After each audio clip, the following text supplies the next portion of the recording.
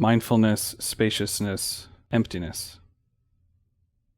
When we use the word openness, normally in our sort of everyday world, everyday language, it usually is related to that phrase of being open to new experiences, having an open mind.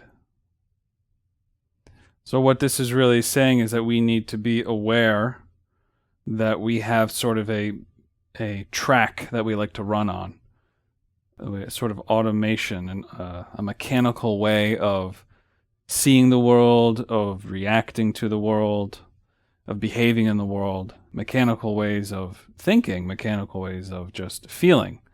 And if we're not being aware, we'll realize that we're not being open to new possible experiences, open to what lies beyond or outside of our normal way of being. So this is why we relate the word openness to being mindful. Because if you're completely not mindful, you're acting mechanical, then you're always acting in relationship to your history. You're reacting in relationship to what happened yesterday, to the ways that you've sort of built up in the way that you think and the way that you feel.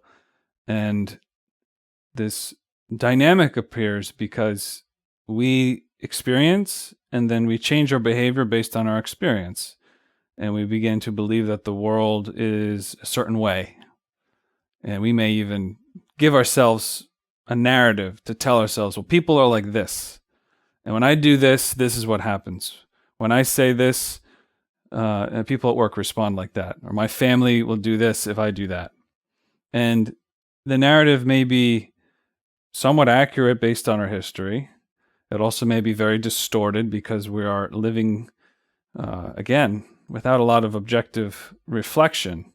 We have thoughts and we have feelings, and just because we automatically have them doesn't mean that they're really true. There's a very interesting phenomena when you consider what honesty is.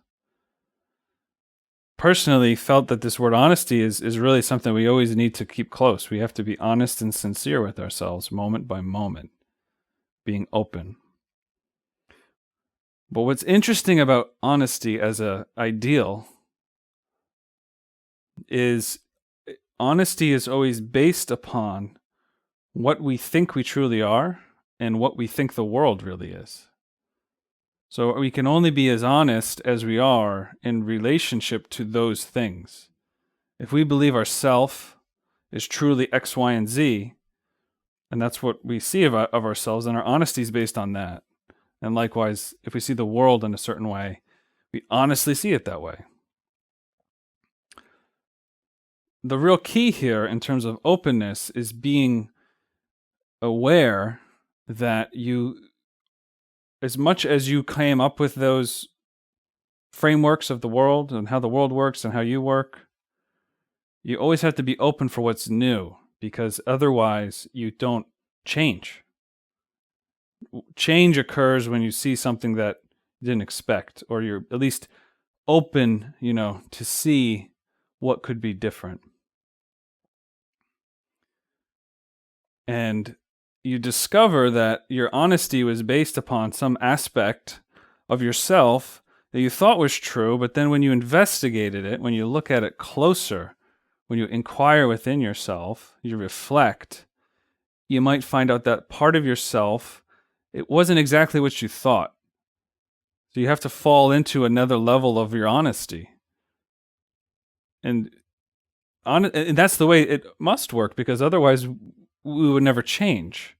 So as much as we have to try to be as honest with ourselves, we also have to have that bit of humility that there's still something unknown. There's still something more to know about ourselves. And it goes, pretty simply that if you know more about yourself, what it means to be honest with yourself is going to change. It's just like an equation. If you have two numbers, 1 + 2 = 3, you change one of those numbers, the result is going to change. So if you learn more about yourself, your honesty with yourself is going to change, because what you think you are is different. So if you're never open to seeing yourself in a deeper way, to reflecting and retrospecting on yourself, on your experiences, and finding something new, seeing yourself, then you'll never really change. You might think that this is truly what I am. This is just the way it is, and I am being honest. This is what I really feel, and that's that. So we might find that as we grow, as we change, that what is honest about ourselves changes because we see ourselves in a new way. Likewise, when we just talk about the real basis of meditation, we always like to say that there's two halves. The life that you're living while you're not meditating, quote unquote, and then when you actually sit to meditate, because there's no real separation between the two. What we do with our mind, our behaviors throughout the day, is going to directly lead us to what's going to happen when we sit down. And obviously when we sit down, we can be sort of overwhelmed or assaulted with a whole set of things, thoughts and feelings and depths of emotion that are more powerful than we thought maybe. We become surprised by them because we weren't really seeing them, and we weren't really seeing how we were feeding those behaviors throughout the day. So if life is happening, we have typically a real amazing ability to sort of ignore certain parts of ourselves throughout the day, just to sort of move on, do the next thing. And we might tell ourselves that, well, I'm at peace, or I'm doing okay, everything's going well. And we really honestly feel like that's the truth. We don't even realize that, maybe till later when we sort of let the dust settle and you see that this dust was showing this mirage of what you really felt. The dust settles and you confronted with something else that may be more uncomfortable, maybe more difficult. And this is a very common actually experience. Even in the ancient texts, they talk about that the illusion of having a certain level of calm might go away when you start meditation, because you're getting closer to a reality. Before it was sort of not really grounded in anything. And as the dust settles and you see something truer about yourself.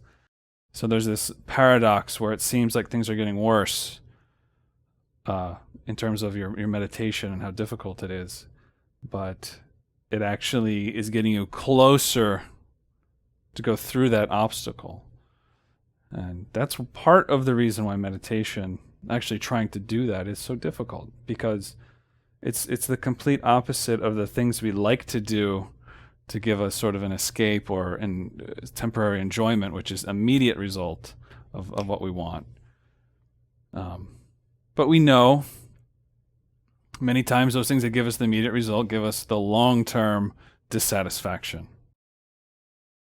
So we're kind of like running on this hamster wheel, trying to just always keep up with doing something new, a new activity to sort of get us, make us more calm or happy, but it's sort of eroding the long-term, baseline happiness that we have. Whereas meditation is very much the opposite. When we sit down to meditate, we're immediately, it doesn't always happen. Different people for different experiences, but it is common for it to happen that the first thing you experience is more discomfort, physically, emotionally, or mentally. And you might experience sort of a humility, becoming very aware that how little you're able to just stay in meditation, to try to just relax. And that's a very humbling experience, and that's also not very pleasant. But just like most things that are in the long term very healthy for us, it gets better. You have to persevere through that. Just like if you never have exercised and you do an intense workout for the first time in many years, you're going to be very sore afterwards, right? And also the workout itself may not be very pleasant. If you're beginning, it'd be very painful.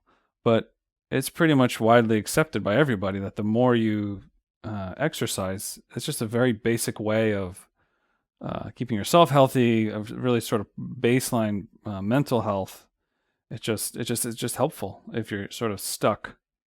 The difference is that when you work out, you're changing your physical body, and your physical world is what we're so identified with. You feel healthier physically, so you can see those benefits a lot easier. The interesting thing, it's a really, really profound thing about our consciousness, is that it is the lens through which we see everything. So it's like that water that the fish doesn't see. It's so pervasive. It's so consistent. It never ends. Our consciousness is what we are, that it's hard to see how we work on that itself, you know? We see the physical body, we see our physical life through the consciousness. We see our mental states of anxiety through our conscious experience of it. But because it's everywhere, it's hard to see it anywhere. It's this sort of, again, it's like this, it's sort of like a paradox in that sense. It's everywhere, so we don't really see it. We see the painting, but we don't see the canvas that the painting is on. We see the image, but we don't see the television, the screen behind it. And our consciousness is like that. It's like the canvas behind all of these colors and all these experiences we're seeing. And because we can point our finger at, you know, the way our life is going, we always focus on that. And what meditation is trying to do, and what mindfulness is trying to do, is put our consciousness as our primary focus of how we're going to deal with our life, how we're going to act, and how we're going to behave. Because it's the quality of our consciousness that will steer the boat of our life more than anything else. There are a lot of very good, very wonderful techniques that, you know, are part of like the Western psychotherapeutic world and self-help, and all those, and many of those things, they work. And some of those things are like exercise and doing certain type of healthy activities, something creative, certain types of what they call coping mechanisms, or all sorts of skills and behaviors to do things to sort of take the edge off, or to put yourself in a better place. They are all helpful. And we should, you know, continue to do them if they're helpful. But when we're looking at mindfulness and meditation, we're kind of going one kind of layer deeper, you know, in the sense that, like, if you have a house that is sort of doesn't have a good foundation, certain walls are going to shift and things are going to be kind of weird, and you could sort of like prop things up from the top and keep the house kind of settled, you know. But the foundation is what the real issue is. Everything comes up from the foundation, and without a good foundation, everything else about the house is shaky, is not quite settled.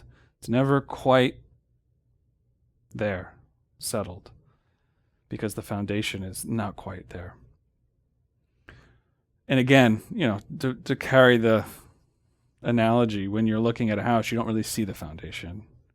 It's underneath there, right? So you have to go into the basement, which sometimes is a little murky. It's not very pleasant always in the basement, right? So meditation can be a lot like that. It can also be very, and hopefully as we practice it more, it becomes a direct method to experience joyful states of consciousness, because that is a natural result. And having those peaceful, joyful experiences, it's like taking a shower for your soul. A lot of people feel better when they take a shower.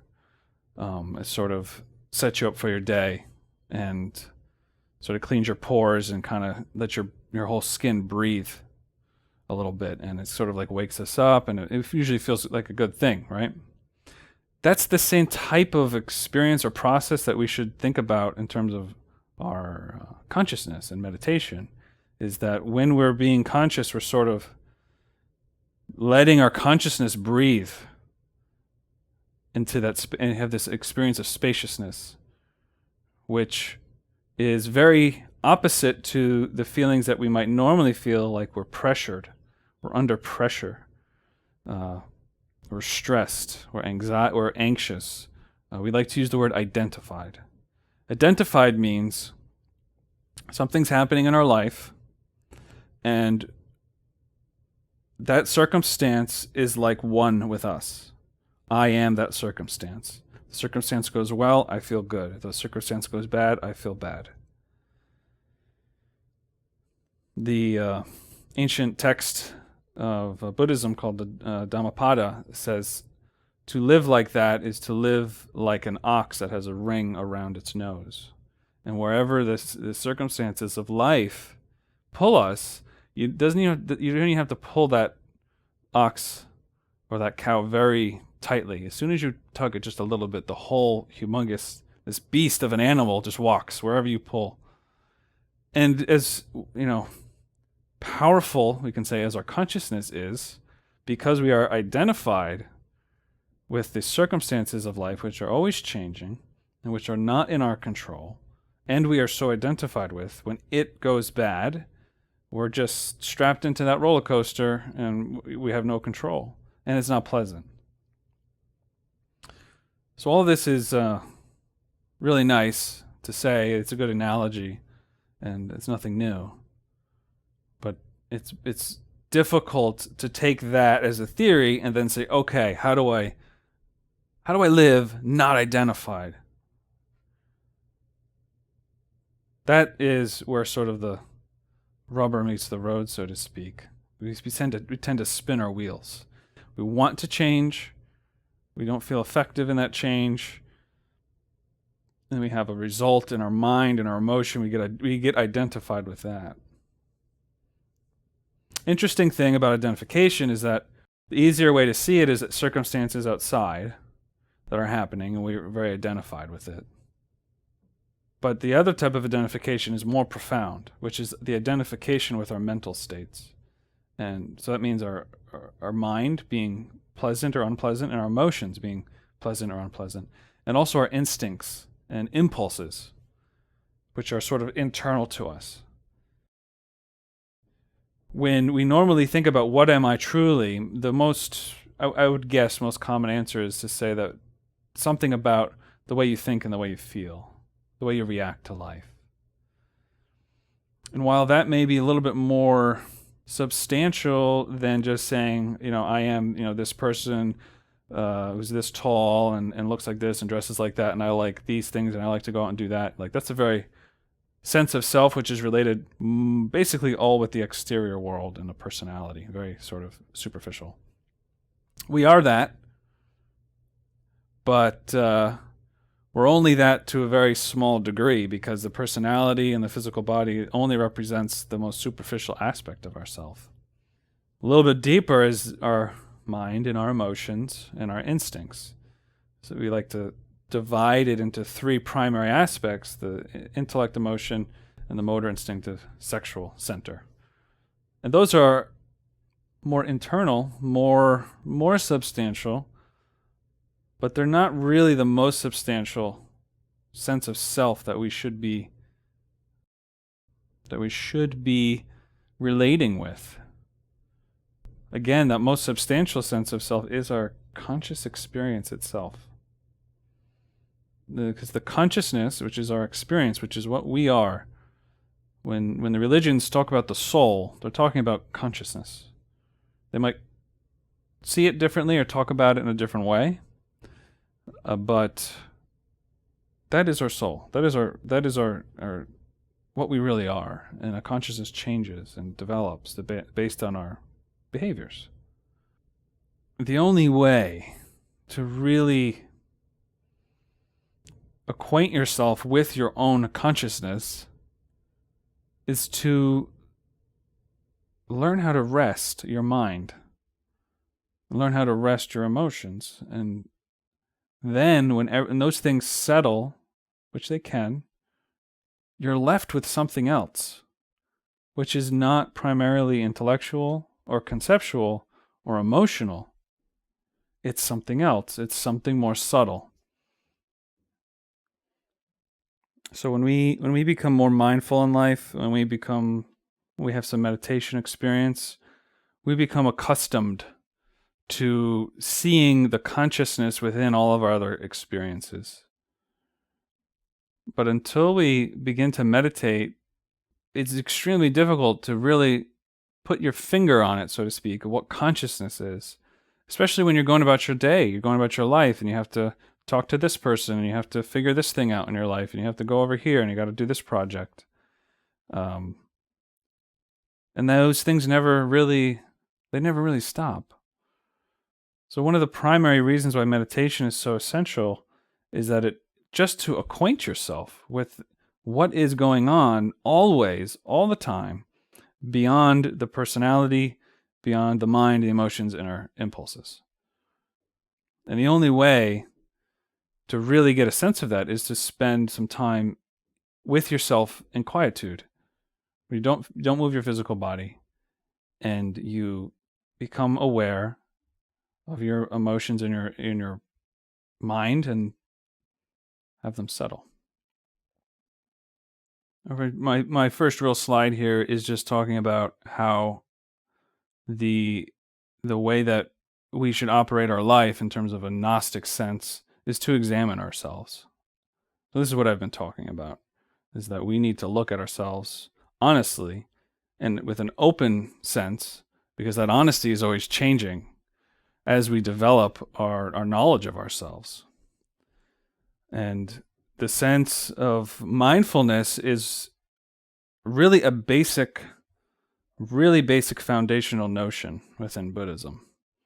Things build up from the basic sense of mindfulness. Mindfulness comes from Sanskrit or Pali, the Sanskrit smrti or Pali sati. And the technical or formal definition is the remembrance of the practice of meditation, to not forget that one is, moment to moment, attending to something. So what it means by attending to something is remember the totality of your experience. Now, to be mindful in our everyday life means to not be identified. So all of those moments and all those time spans in our life and our day that we really have no real good memory of what happened, and we weren't really conscious during that time, indicates that obviously we're not mindful. So if we weren't mindful, we're somewhat aware, because when someone calls our name, we know it's our name and we go and talk to that person, right? So we're not totally unconscious, but we're in this sort of intermediate state that we're not really aware. We're not really considering the thoughts and feelings and all the talk and everything that's coming out of us. It's just sort of happening. And if we reflect, we'll see that we might even have trouble really putting all the events of our day together because we weren't really there.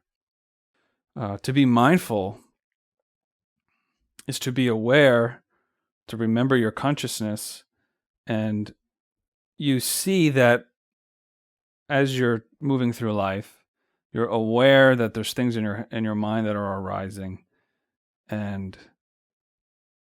you're not forgetting that you're actually a conscious being. You're not going down these very long mechanical tracks in your mind. Mindfulness, as soon as you try to apply it, you'll see that there's an immediate resistance. It's difficult. You'll see immediately that if you're being mindful and someone comes up to you and talks to you, and they immediately say something, they might compliment you, or they might say something you don't understand why they're saying it, or they might insult you. All sorts of array of situations. But in all of those cases, something from the external world is coming and we're responding to it. We're reacting. And we have to acknowledge that we're not even trying to have a particular response. It's already there. So when someone talks to us, or it doesn't have to be talking to us, it could be anything that happens in life, we already have a reaction. We're already responding to it. We don't have to think about, normally if we're in this mode, we don't have to think about like, well, what am I feeling about this? It just happens. Like we're already responding. If someone asks you, you can start considering it and thinking about it. But mindfulness is this sort of baseline view of seeing how that there are responses coming up. Just like watching bubbles rise to the surface and pop in water or like in a pond. These bubbles are subconscious, and as they get closer and closer to the surface, we become aware of what we feel about something, of what we're going to say, and then we say it, or we do something, or we react. The more mindful we are, the more we realize where they're coming from. The more mindful we are, the more we're not confused, and we don't make kind of a mistake and, regret what we said, or may realize that we shouldn't have behaved that way, something like that. Realize that our reaction was just an overreaction based on, again, what has happened in the past. We got hurt emotionally, we feel wronged, or whatever it may be. Being mindful means you're aware of what's happening with yourself. So what's happening is there's all these things coming in. We're observing life. If we're being mindful, we're observing life. We're remembering to observe life. And the images, the experiences, this is like a stream of energy. It's like a stream of all of our senses coming in. And what normally happens is immediately we become identified with it. We become sort of hypnotized. And we go off and we just react according to what? We react according with our history, with our sort of programming. We have our sort of complex algorithms that we all respond with life, to life too. So what's happening when we observe life? When we observe life, we begin to notice that there's this constant flow of energy, constant flow of what we call impressions. So all the impressions of the world. So what are impressions? Impressions is all the information outside of yourself flowing into your experience. So when I have an impression of someone insulting me, where is that insult live? Where exactly is this person insulting me? You might say, well, it's out there. They gave it to me. But that person didn't go into your body. That person didn't go into your brain or into your consciousness. They did something, they said something, and that was transmitted, and you have an impression of that, right? So what really is happening here is that it's the impressions that we work with. Because there are times when we feel like we've been insulted, but the person who said it actually wasn't intending to do that. We just took it in a certain way, right? So we have an impression of something that actually isn't reality. So in a case like that, it's easier, much easier to, if you reflect, if you meditate and you work through that situation, you can see it in a different light, and you can see that it was your impression that is what made you boil up or made you have a response or whatever might have happened. But there's something even deeper than that, because even if that person did intend to insult you and got like they wanted to get a reaction out of you and you reacted, that's still an impression that needs to be transformed. So in what way would we transform that impression? If a person is really, in this case, insulting you, where is the hurt coming from? Because the immediate reaction, if we don't transform that impression, is that we are hurt. It affronts our sense of self. We don't want to be seen that way. To transform that impression is to see that that person who's so angry is where the source of that was coming from, and they're already in a bad place. If you can really see that, you can see that they're already drowning in their life. They're so mistaken that they believe that this is going to bring them to happiness. Because nobody behaves in a way that wants to bring themselves sadness. Everybody does everything in life because they think that's the best way to get happiness. Even if you see someone screaming at someone else. It's a very mistaken way of behaving. But nobody would do that saying, I want to suffer now, I'm going to go be mad. People get mad because they think it's some route or some automatic way of thinking. They may not be reflecting on it at all. But it represents a very low state of consciousness, and that person's suffering, whether they know it or not. So to transform the impression is to comprehend that they are suffering and to be compassionate towards them. That's a transformation of an impression. In order to be able to do that, you have to be very aware of what you are. And you have to be very cognizant of your own reactions. If someone insults you, they're insulting the sense of self that you have built up about yourself and that you don't want to see in any other way. You don't like the idea that this person might be true. That's what we're reacting against. Have you ever been, tried to be insulted? Someone who's like a young kid or a child, and they say something to you. They're trying to insult you or something like that. You see, like, well, that kid's they're just in a bad place. They don't really know anything, and as an impression like that, you can see, well, okay, it's just a kid. They're in a bad place. They don't really know much, so it's easier to transform that impression. You have compassion for the child. But that same child will be an adult in just a few years. And suddenly now we see them as equals, and now we lose the compassion. Or it seems to be that way. For example, so that's a very good thing to recognize. What is the fundamental difference between that child and that adult? Just a couple of years in a blink of an eye. Compassion is a type of wisdom. True compassion can only be birthed, or can only really grow from a foundation of knowledge that's accurate about the world and yourself. The deeper you go into yourself, the more compassionate you can be in the world.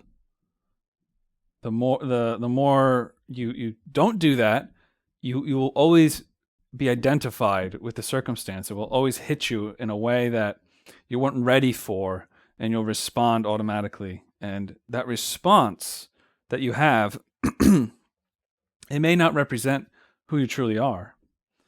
But every response that we have, every action that we have, either grows us in a way that's closer to happiness, or it's going to grow us in a way that makes us more miserable.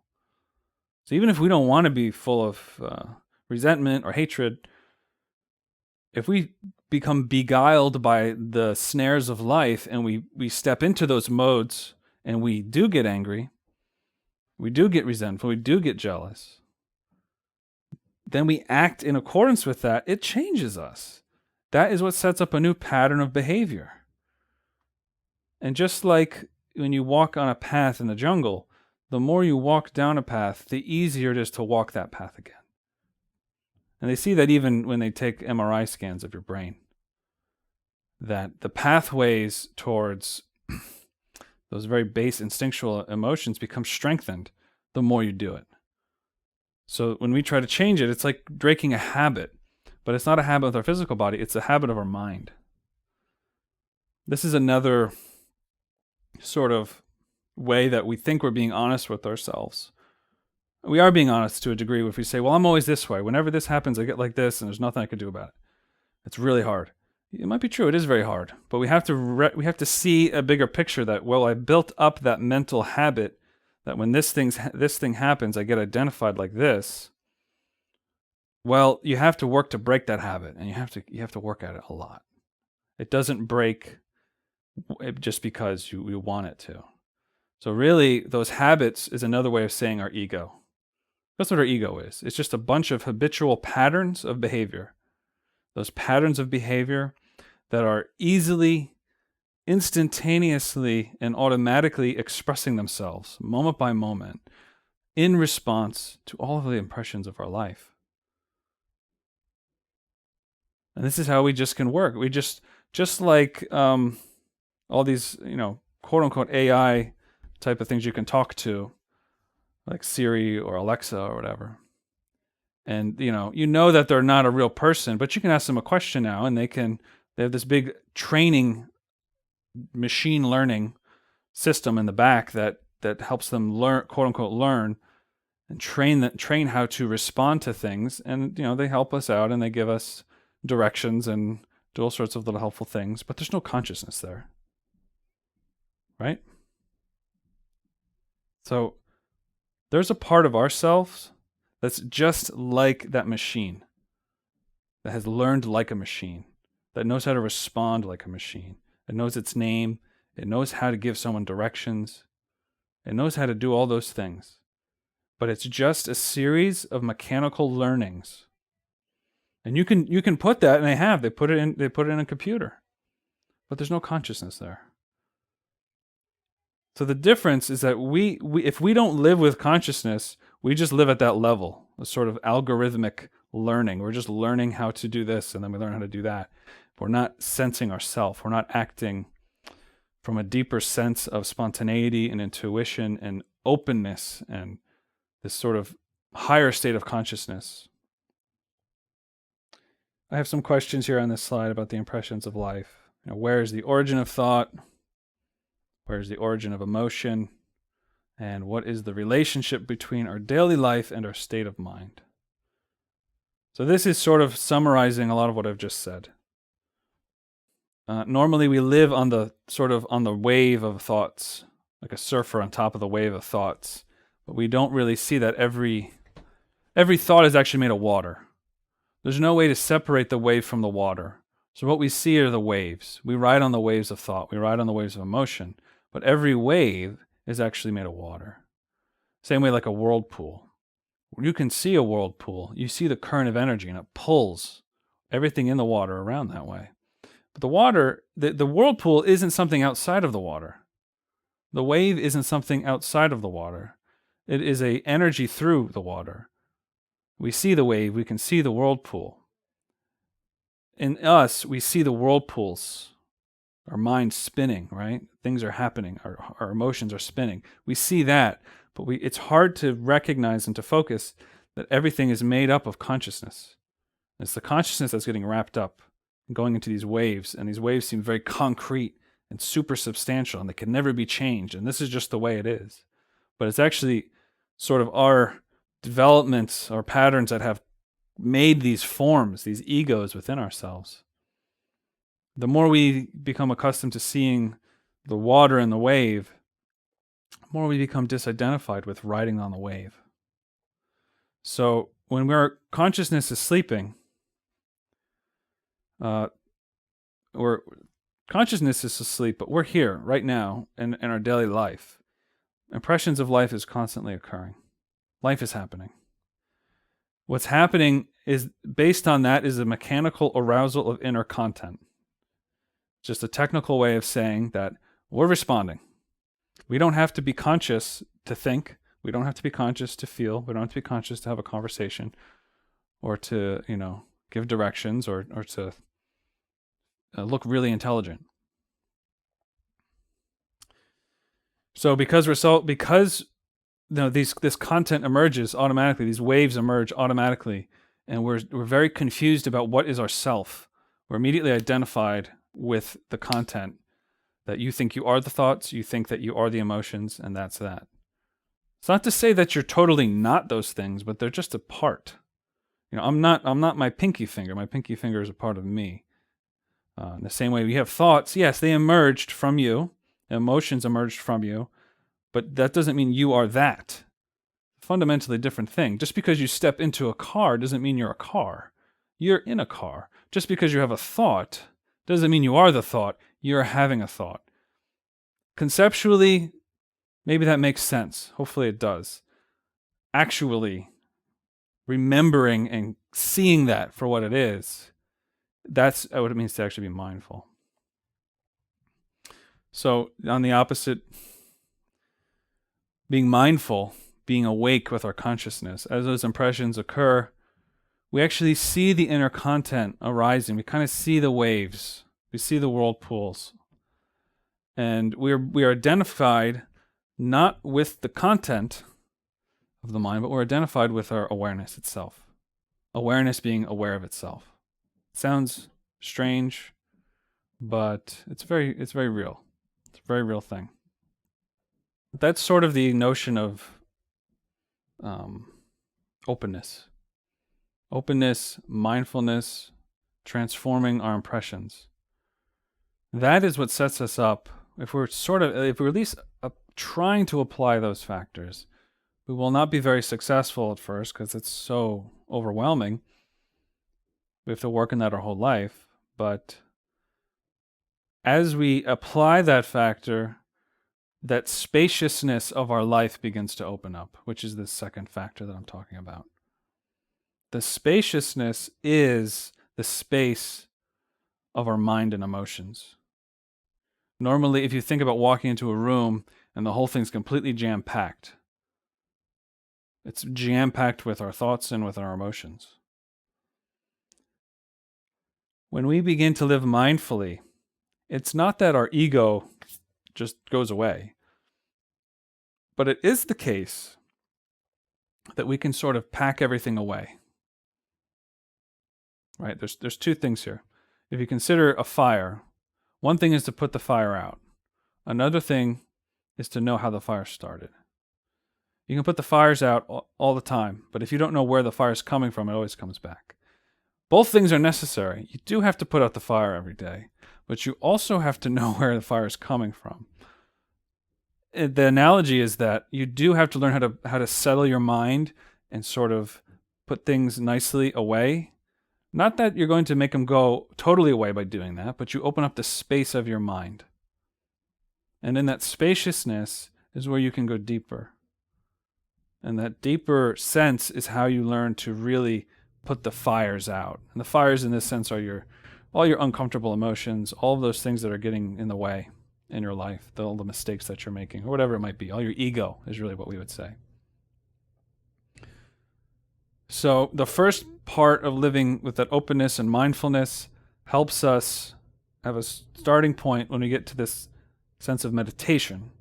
So I'm correlating the actual state of going into meditation with spaciousness. Because the first part of meditation is getting the mind to not have this mental content, to not have a humongous, overwhelming stream of thoughts and emotions. That's one of the first basic things. And honestly, for a beginner, just to be able to get over that a little bit is a very wonderful thing to move there. As you work more and more, you're able to get to that place more regularly, more effectively. And again, that's like taking that shower every day for your consciousness. You're sort of organizing and putting away things, and you're allowing your consciousness to exist in this very nice, spacious, peaceful experience. And you begin to have the experience of what it is like to have experience without thought. And that also happens in your daily life. When you become very mindful, you can have experience, you see sensations, impressions, but these very powerful responses of thoughts and emotions they don't need to be there. They're not there. You're just directly experiencing, more directly at least. And you have that experience with meditation. So you begin to experience the space of your consciousness, the space of your mind, the space of your emotions. So through meditation, the experience of the lack of content prevails. And this just means that you're meditating, you're experiencing, but at least there's not an overwhelming amount of thoughts or emotions. Now you can get to a place where you would say there's zero. That would be perfect meditation. We don't need to get to perfect meditation to be helped. Now it's obviously through our practice we achieve that, but little by little we experience this space between thoughts, the space between emotions. So without the content of thoughts and emotions, the space of experience is known. We begin to see that canvas that's underlying everything that's painted in front of us. We get to know it in the same way that you don't know what a certain vegetable tastes like until you actually taste it. So you begin to taste your own consciousness, in a sense. You begin to sense it. Your consciousness becomes radically self-aware. The self, in quotes, whatever that is experienced uncluttered by the chains of reasoning and feeling. Normally, we often feel that our thoughts and emotions are the very tools of our self, and that there's nothing better than that. When you learn how to meditate, you see that reasoning and feeling are actually lower expressions of yourself. They're good. You can't get rid of them, and you shouldn't even want to get rid of all thoughts and feelings. But there are only a certain mode of expression. And those things become more clear, beautiful, helpful when we're operating from a more conscious perspective. And as I've been saying, repeated, deep, long exposure to the experience of being conscious without mental activity produces the wisdom of non-identification of the mind.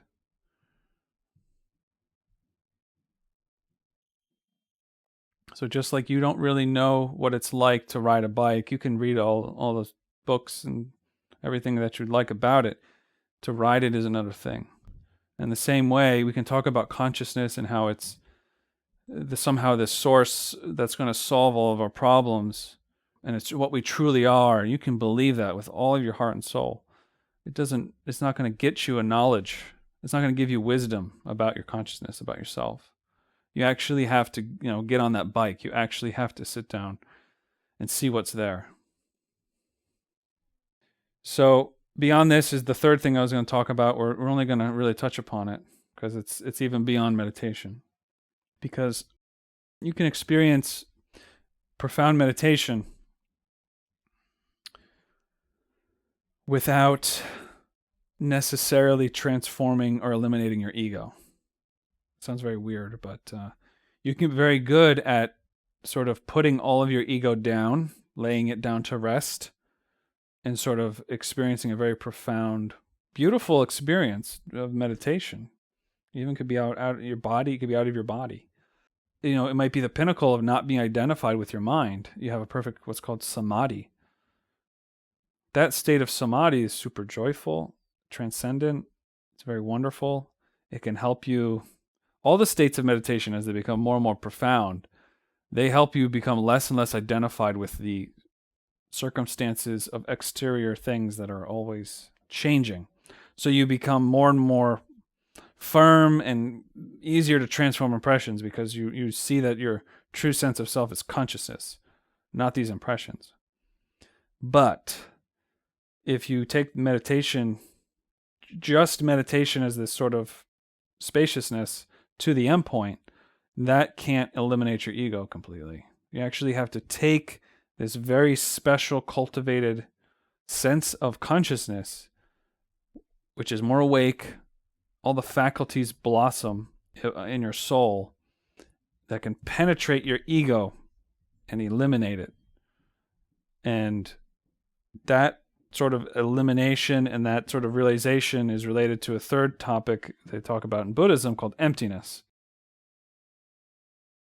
where realization of emptiness, it may not be what we think in the Western world. The Western world uses the word emptiness to mean despair, psychologically. In Buddhism, emptiness is related to the fact that nothing really exists by itself, meaning that no one here is independent. My whole life is intermingled and reliant upon everybody else who's in my life. I didn't grow up on, no man is an island is one way of sort of seeing that. And not only that, though, every physical object is interdependent. Every physical object is made up of other things. You can keep breaking things apart. Even you can break atoms apart. So there's no, if I look at this clock here, there's no essential self-nature of this clock, because I can take off all the buttons and I can take it all apart, and you'll find that you just break things apart more and more. There's no sense, there's no individual thing here. It's just made up of things. That realization happens about yourself. That every thought that you have, actually can be broken up into all these smaller pieces. And what you thought was a true expression of yourself, if you investigate it in daily life or in meditation, you see, well, okay, I thought that because of this. And this notion over here, if I investigate it and I pull it apart, it's like a mirage. It's like smoke. It's like, where was it? If you've ever had the experience of being super identified and angry about something, and then later on you realize that there was just nothing there. It was just a total mirage. That might be an easy way to see it, but everything about ourselves is like that. Every thought that we have is just like a coming together of it's like a laser light show. It's like holograms. They just come together, but as soon as you try to grab it, it's not really there. And in meditation, you really see that. You really see that a lot. And that's a type of wisdom of emptiness.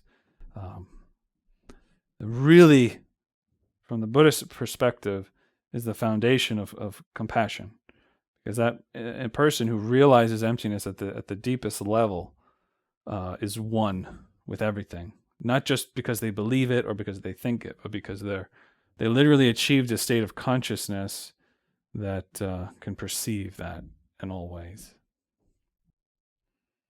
So I'll just end on this, talking about emptiness. The basis of meditation is a mind without unconscious content, meaning that you've settled your mind so much, your consciousness is so present that nothing unconscious is happening anymore, and you're completely concentrated, completely tranquil. That state is called perfect concentration or perfect mindfulness. And this is a very joyful, beautiful state of the mind, of joy and serenity. But shunyata, or emptiness, is different. Shunyata is an ontological shift far beyond any conception of mind, self, or individuality. By ontological, we mean our being. The being itself is shifted, and this is someone who has achieved full realization of emptiness, or shunyata, is like a Buddha, completely enlightened. And the reason why they're completely enlightened is that they see through this sort of all the impressions of life. Their consciousness is seeing both the relative world, what we see, everybody being separate, and at the same time, they see the reality behind that. And their physical body and their physical senses are just a very small amount of what they're perceiving. Of course, to achieve that means to eliminate your ego and eliminate your karma completely. But you can see how all these things are connected, how openness, spaciousness, and emptiness are sort of three ways we can talk about the state of our consciousness. We're going to just open up for some Q&A. Question is, how do you perceive your consciousness? Well, it's a great question, because that's sort of what we were trying to talk about. To see consciousness itself is for consciousness to be aware of itself. Sometimes it's called awareness of awareness. You actually become aware that you're aware.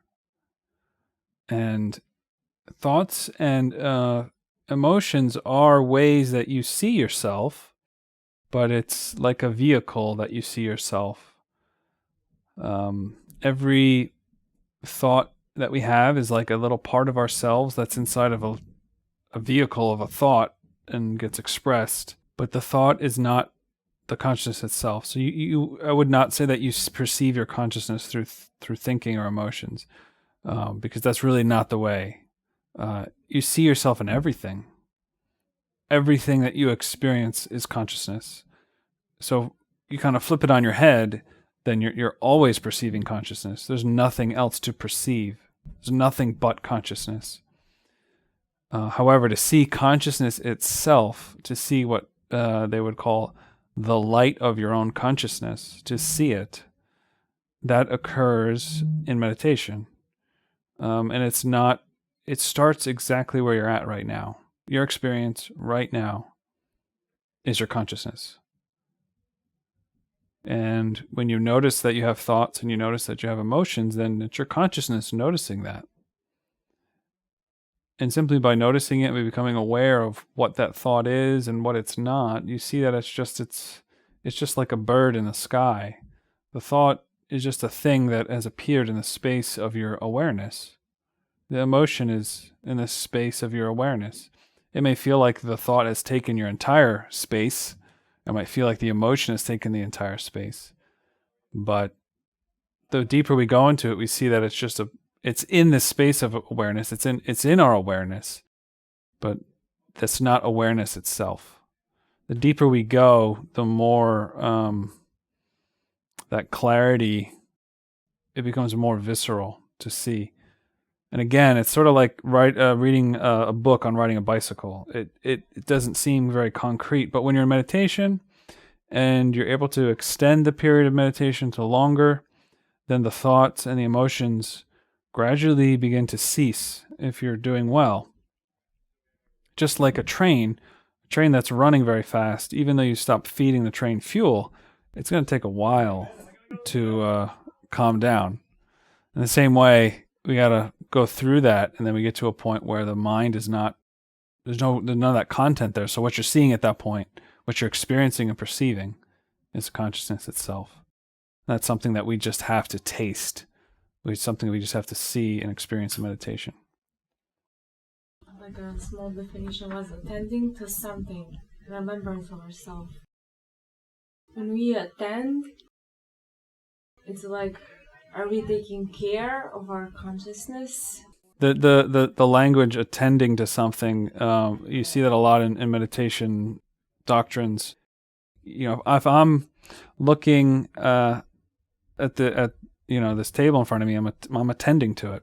If I am listening to noises that are happening somewhere else, that's what I'm attending to. So your awareness is always attending to something. You know, it's like if it doesn't find anything, it'll find something. It'll find a little squeak or a little something that's going to attend to. It just happens like automatically. Like we're not even meaning to attend to something.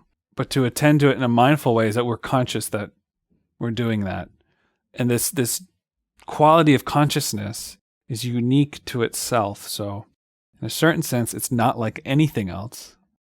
So you say you're attending to yourself, you're being conscious of that situation. There's nothing else like consciousness. Consciousness is its own like sort of thing. That's why it's hard to make analogies. But when you're thinking in that mode of like attending to yourself, caring about yourself, seeing yourself, yeah, if you think about attending to the patient, you're seeing the whole totality of what that patient is presenting as and how to take care of that. You're attending to what's there. In that sense, we're attending to our mind. Our mind, you could say we have an illness or have a sickness of our mind. We have to attend to it in that sense. Just realizing that all the things that we get caught up in, not to like grab onto one of them and let it go wherever it wants to go. It's like our mind is full of all these wild animals, and we just get ensnared in them, and the mind wants to go off and do that. And then we're identified with the process of the mind as opposed to being aware of the process. Like when we're aware of the process, we see thoughts start to emerge, and it's like being hypnotized. You see these sense of, let's say you're frustrated in meditation, which is a common experience to be frustrated. That's actually an impression internally already. The impression of being frustrated, the impression of feeling like I can't do it. And then just like being hypnotized, we just kind of wrap ourselves up into it, and we just feel the frustration more, and we feel this more. That's being identified. But attending to our own awareness, then we see actually the frustration. It's just another presentation of our consciousness. It's an unpleasant presentation. And if I don't jump into it, it'll start to dissolve on its own. When I concentrate on the breath and begin to come to the drowsy dream state, should I attempt to wake up into that astral state at that moment? Well, that question's great. If it really depends on what you want to do. When you start seeing the dream state, you can actually, visceral images can emerge. The idea is that you don't become identified with them. To see them for what they are. And depending on how you work with that, they can all dissolve. All those things can instantaneously dissolve. Then you see something beyond that. But yeah, we have other techniques related to astral projection and trying to step out at those moments, which is talked about in the books pretty extensively, which is another type of practice that you can do. In any case, the only sort of bad or wrong thing you could do is become identified with it. That's what we want to prevent. We want to see it sort of play out almost like a movie and see what those things are, noticing the qualities very carefully. In the same way that you look closely at a painting, you look closely at something you're going to scrutinize, you look at it. When you write a paper and you look at it for spelling errors and content errors, you don't just accept all the words. If you just read it quickly, you'll miss things. In the same way, all those impressions that are coming up, you should look with scrutiny, with care, and you see things about that experience that you wouldn't have seen otherwise. And that's one dimension of Gnosis, of developing knowledge about yourself, of how those things come out. I have another question, and I am moving a little bit quickly because we are running out of time. Can you please explain the state of bliss? Is it an absence of external, internal noise? Bliss, happiness, joy, these are natural states of consciousness that emerge when other things are not obstructing and obscuring our own nature. I wouldn't consider these to be normal emotions or anything like that. It's really related to the superior emotional center, because it's not based on external impressions or circumstances. It is the natural state that we are already. Simple as that. And because it's so simple, it's foreign to us. We're not used to that. It's definitely enjoyable, and there's even talk in spiritual texts of becoming identified with that, which is something that we should be careful with, but first we have to get there before we need to be worried about it.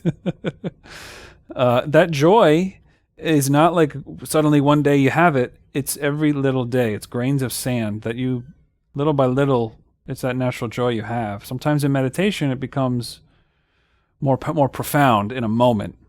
But don't become too identified with getting to that state one day. That's a humongous obstacle. That's like drinking poison. Don't identify with getting to a state of meditation. You're really going to harm yourself. It's a trap, though, that we all fall into.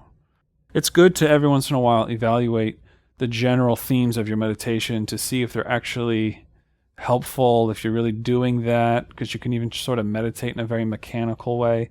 So from that sort of general, every once in a while, look, am I really doing this right? That's healthy. There's also the opposite, though, where you're too scrutinizing what state of meditation I'm in now. What am I in now? What am I in now? Am I there yet? Am I there yet?